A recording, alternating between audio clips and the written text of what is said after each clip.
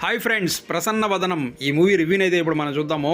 సుహాస్ హీరోగా చేసినటువంటి ఈ మూవీ ఆల్రెడీ థియేటర్స్లో రిలీజ్ అయింది. ఇప్పుడైతే ఆహా ఓటీటీలో స్ట్రీమ్ అవుతోంది. 2 hours 20 minutes రన్ టైం ఉన్నటువంటి ఈ మూవీ మనం ఆహాలో నుంచి చూడొచ్చు. మరి ఈ మూవీ గురించి మాట్లాడుకున్నట్లయితే సుహాస్ హీరోగా చేసినటువంటి మూవీసు, అలాగే ఆయన చేసిన ఇంకొన్ని సినిమాలు చూసుకున్నట్లయితే కొంచెం డిఫరెంట్గా ఉన్నటువంటి క్యారెక్టర్లు అయితే చేస్తూ వస్తున్నాడు అనమాట. దానికి తగ్గట్టుగానే ఈ మూవీకి సంబంధించినటువంటి ట్రైలర్ రిలీజ్ అయినప్పుడు కూడా ఇది ఒక కొత్త కాన్సెప్ట్ లాగా ఉంది అనేసి అనుకున్నారు. సో మరి ఆ కొత్త కాన్సెప్ట్ ఏంటి, దాన్ని ఎలా చూపించారు, మూవీ స్టోరీ ఏంటి అనేసి ఇప్పుడైతే మనం చూద్దాము. సో ఇందులో హీరోకి ఒక విచిత్రమైనటువంటి సైకలాజికల్ డిజార్డర్ అనేది ఒకటి ఉంటుందన్నమాట. అది ఏంటి అంటే ఫేస్ బ్లైండ్నెస్. అంటే ఒక వ్యక్తిని చూసినప్పుడు ఆ వ్యక్తి మొహం ఇతనికి 4-5 రకాలుగా కనిపిస్తుంది.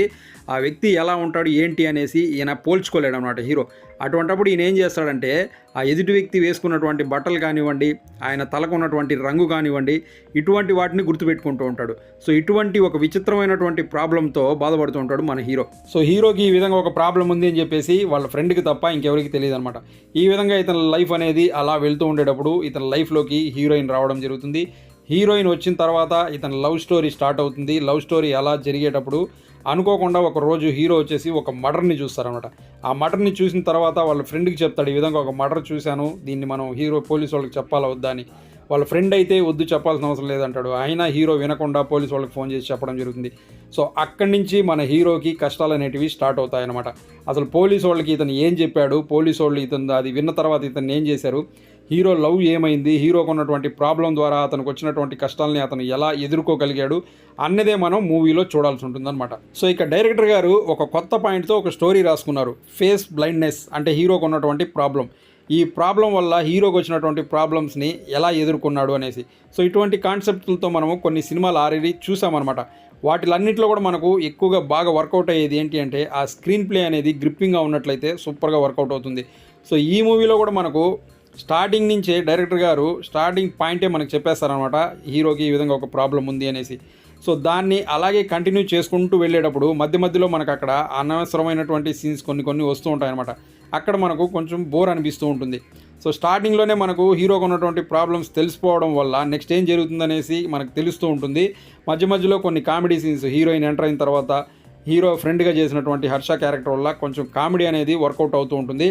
అలా జరిగేటప్పుడు ఇంటర్వల్ పాయింట్కి వచ్చేసరికి ఒక మంచి పాయింట్ పైన మనకు ఇంటర్వల్ అనేది రావడం జరుగుతుంది. సో నెక్స్ట్ సెకండ్ హాఫ్ ఇంకా బాగుంటుంది, మంచి ట్విస్ట్లు ఉంటాయి, మంచి ఫ్లాష్ బ్యాక్ ఉంటుంది అనేసి అనుకుంటాము. కానీ సెకండ్ హాఫ్ అనేది మనం అనుకున్న రేంజ్లో అయితే ఉండదన్నమాట. మెయిన్గా ఫ్లాష్ బ్యాక్ ఎపిసోడ్ అంతా కూడా మనకు నార్మల్గానే ఉంటుంది. సో ఫ్లాష్ బ్యాక్లో మనం మెయిన్గా ఎక్స్పెక్టేషన్ ఏదైతే పెట్టుకుంటామో అది ఉండదన్నమాట. సో సెకండ్ హాఫ్ అంతా కూడా మనకు కొంచెం సెంటిమెంట్ పైన వర్కౌట్ చేయాలనేసి చూశారు, కానీ ఆ సెంటిమెంట్ అంతగా పండలేదని చెప్పొచ్చు. అలాగే హీరో హీరోయిన్ మధ్య ఉన్నటువంటి ఆ లవ్ సీన్స్ అవి కూడా మనకు పెద్దగా అలా అనిపించదు అనమాట.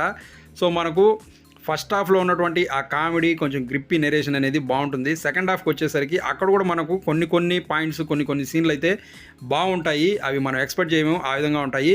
కానీ ఎండింగ్కి వచ్చేసరికి మూవీ మనం ఏదైతే ఎక్స్పెక్టేషన్ అనేది ఎక్స్పెక్ట్ చేస్తామో ఆ ఎక్స్పెక్టేషన్కి తగ్గట్టుగా ఉండదనమాట. దానికన్నా తక్కువలోనే మనకు ఎండ్ అవుతుంది మూవీ. సో డైరెక్టర్ ఒక మంచి స్టోరీని రాసుకొని దాన్ని ప్రజెంట్ చేసే విధానంలో కొంచెం తడబడ్డారని చెప్పొచ్చు. అలాగే మనకు స్క్రీన్ ప్లే కనుక ఇంకొంచెం గ్రిప్పింగ్గా ఉంటే ఇంకా బాగుండేది అనిపించింది. సో సుహాస్ గురించి మాట్లాడుకున్నట్లయితే ఆల్రెడీ ఇతను చేసిన క్యారెక్టర్లు అన్నీ కూడా, ఇంతకుముందు చేసిన క్యారెక్టర్లు అన్నీ కూడా మంచివే చేస్తూ ఉంటాడు. సో ఈ మూవీలో కూడా ఒక మంచి క్యారెక్టర్ చేశాడు. ఆయన వరకు అయితే ఓకే, సూపర్గా చేశాడని చెప్పొచ్చు. నెక్స్ట్ ఈయన కాకుండా హీరోయిన్ క్యారెక్టరు, అలాగే ఆ పోలీస్ ఆఫీసర్ క్యారెక్టర్ చేసిన వాళ్ళిద్దరు లేడీస్ ఉన్నారో వాళ్ళ క్యారెక్టర్స్ కూడా సూపర్గా ఉన్నాయి. వాళ్ళిద్దరు కూడా బాగా చేశారు.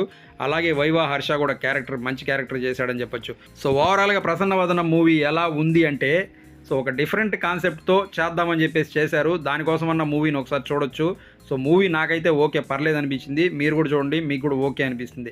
ఫ్యామిలీతో కలిసి చూడొచ్చా అంటే మూవీలో ఒక దగ్గర మాత్రం ఒక లిప్లాక్ సీన్ ఉంటుంది, అది తప్ప మిగిలినంతా ఓకే, ఫ్యామిలీతో కలిసి చూడొచ్చు.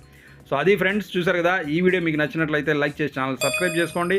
మరో మూవీ రివ్యూతో మీ ముందు మళ్ళీ వస్తాను. Thanks for watching this video. Thank you very much.